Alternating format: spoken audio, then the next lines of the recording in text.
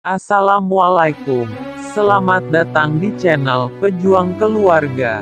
Teman-teman, sebelum kita lanjutkan cerita kisah nyata, perjalanan kehidupan saya, selama 20 tahun di rantau Malaysia, yang belum subscribe, silahkan subscribe, like, komen, dan share. Jangan lupa tanda loncengnya, biar tidak ketinggalan cerita selanjutnya. Baiklah teman-teman, mobil kami pun terus berjalan menuju Kuala Tungkal Jambi. Di perjalanan hatiku sedih sekali, sehingga aku tidak bisa tidur di dalam perjalanan. Teringat keluarga yang baru berjumpa, kini aku tinggalkan mereka lagi. Singkat cerita, jam 7 pagi kami pun sampai di Kuala Tungkal Jambi. Kami pun bersiap-siap untuk pergi mengurus paspor. Jam 8 pagi kantor imigrasi sudah dibuka. Kami pun terus masuk dan paman aku pun terus mengurusnya. Alhamdulillah jam 4 sore paspor kami pun siap. Kami terus ke penginapan. Esok pagi kami akan berangkat menuju Batam. Sesampai di penginapan kami terus istirahat dan tidur. Keesokan paginya, kami terus berangkat menaiki becak menuju pelabuhan.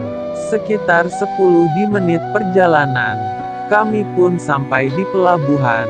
Pamanku terus mengurus tiket kami, dan kami terus pergi ke ruang tunggu keberangkatan. Akhirnya jam 9 pagi kami pun naik ke kapal peri, menuju kota Batam. Setelah beberapa jam di perjalanan, akhirnya kami pun sampai di Batam tepat jam 3 sore. Kami terus ke penginapan untuk istirahat. Esok kami akan berangkat menuju Johor. Singkat cerita, keesokan pagi kami telah berada di pelabuhan, menunggu keberangkatan. Tepat jam 11 siang kami pun berangkat. Dalam waktu beberapa jam kami pun sampai di pelabuhan Setulang Laut Malaysia. Tepat jam 2 sore waktu Malaysia, kami pun beratur untuk mengecek paspor di imigrasi pelabuhan. Akhirnya kami semua lepas, kami terus mengambil taksi menuju terminal bus Pasir Gudang. 30 menit perjalanan kami pun sampai. Kami pun terus membeli tiket ke Kuala Lumpur.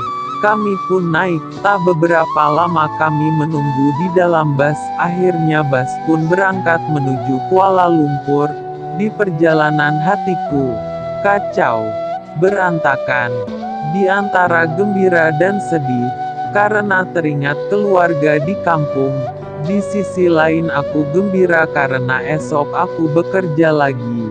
Lebih kurang 5 jam di perjalanan kami pun sampai di perhentian bus Serdang. Kami pun turun dan menaiki taksi menuju rumah. Tepat jam 10 malam kami pun sampai di rumah.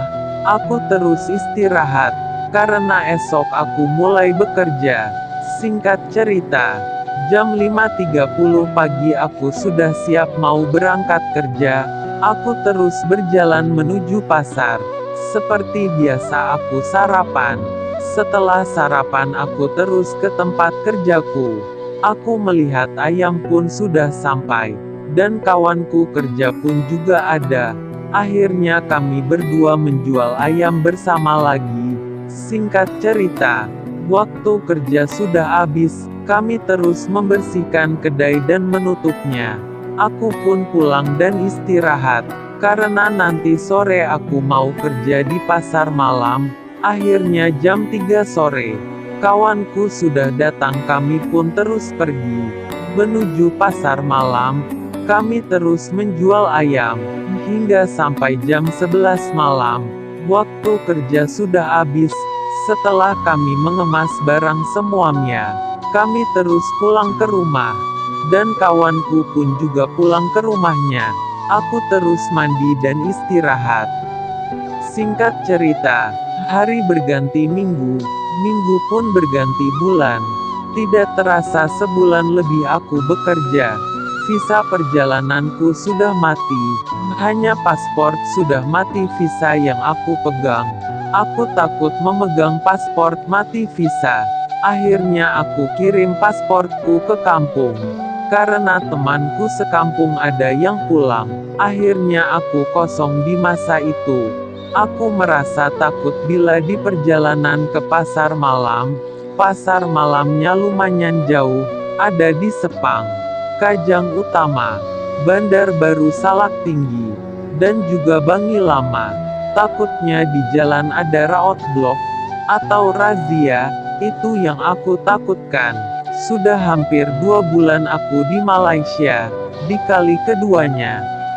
Di suatu ketika, tepatnya pada hari Kamis, aku akan kerja di pasar malam Salak Tinggi Sepang.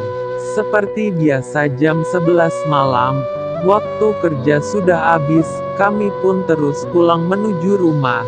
Tak disangka-sangka, di perjalanan ada roadblock atau razia. Inilah yang aku takutkan selama ini.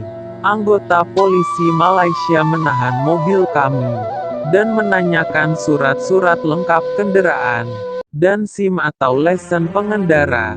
Semuanya lengkap, hanya aku yang belum ditanya. Tak beberapa lama kemudian, polisi pun mulai mendekatiku. Aku takut, badanku gemetar, mukaku pucat. Akhirnya, giliranku yang ditanya polisi. Dia bertanya kepadaku, asalku, kerjaku, permitku. Akhirnya, aku menjawab dengan jujur dan gugup. Aku orang Indonesia. Aku kerja ayam. Terus permitku tidak ada, aku kosong. Akhirnya, polisi menahan aku dan diproses menurut hukum dan undang-undang. Kawanku terus dilepas dan suruh pulang. Akhirnya kawanku menanyakan ke polisi aku mau dibawa kemana. Polisi jawab ke kantor polisi Dengkil Sepang. Terus temanku pulang.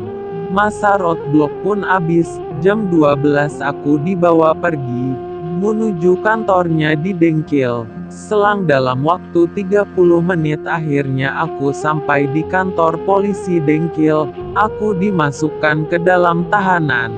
Di situ aku sendiri. Tidak ada orang lain di dalamnya. Aku menangis sekeras-kerasnya. Polisi pun menegurku jangan menangis kencang. Aku pun berhenti menangis di saat itu. Lalu aku duduk berdiam diri. Kira-kira jam 2 pagi. Aku terkejut. Aku mendengar suara di luar sel atau lokap. Itu ada suara kakak angkat dan suaminya. Juga kedua tokoku datang untuk menjumpaiku. Namun kedatangan mereka tidak bisa bertemu denganku. Aku pun memanggil mereka dari dalam, tetap tidak bisa berjumpa. Akhir kakak dan suaminya, dan juga tokoku, ingin menguruskan aku supaya cepat bebas. Setelah mereka berbincang-bincang dengan polisi, akhirnya mereka pun pulang. Aku pun terdiam 1000 bahasa. Menunggu hari siang pun terasa lama. Akhirnya siang pun tiba. Dalam jam 7 lebih, datanglah seorang petugas polisi, menjumpaiku dan memberi sebungkus nasi lemak dan sebungkus teh atau teh panas. Lalu dia bertanya semalam yang datang itu siapa? Aku jawab tokoku, kakak angkat dan suaminya. Akhirnya polisi pun diam, dan terus mengulurkan kertas dan pena. Dia menyuruhku menulis nama lengkapku, dan juga alamatku. Selesai aku menulis, aku kembalikan kertas kepadanya. Lalu dia pun pergi. Aku pun terus sarapan nasi lemak dan air yang diberinya tadi. Setelah sarapan aku disuruh keluar, dan memasang belenggu tangganku. Aku dibawa naik mobil terus pergi. Di perjalanan aku pun bertanya, aku mau dibawa kemana? Polisi pun menjawab, kamu akan kami hantar ke camp atau lapas. Nanti sampai di sana ada orang yang mau mengurus kepulanganmu dengan cepat. 2 jam di perjalanan aku pun sampai di camp atau lapas Semenyi. Aku dibawa masuk ke kantor, mendaftar orang baru di situ. Setelah itu aku pun dibawa oleh petugas camp atau lapas ke blok tempatku. Kami pun sampai di pos depan blok.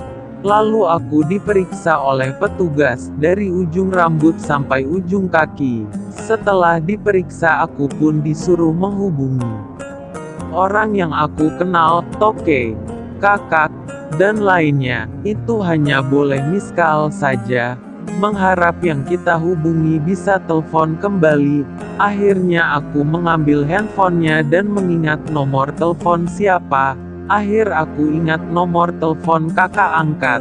Aku terus miss call. Setelah miss call, akhirnya kakak pun nelpon kembali. Aku memberitahunya bahwa aku sudah berada di camp atau lapas Semenyi. Akhirnya kakak pun menjawab, hari Senin kakak dan abang datang. Karena hari Sabtu dan Minggu tidak bisa menjenguk orang. Karena hari cuti atau libur. Setelah selesai telepon, akhirnya aku disuruh masuk ke dalam blok. Sesampai di depan pintu aku terkejut sekali. Cerita pun bersambung. Jangan lupa kisah dan cerita saya selanjutnya. Dan jangan lupa like, komen, share, dan subscribe. Jangan lupa tanda loncengnya, agar channel ini bisa berkembang seterusnya. Terima kasih.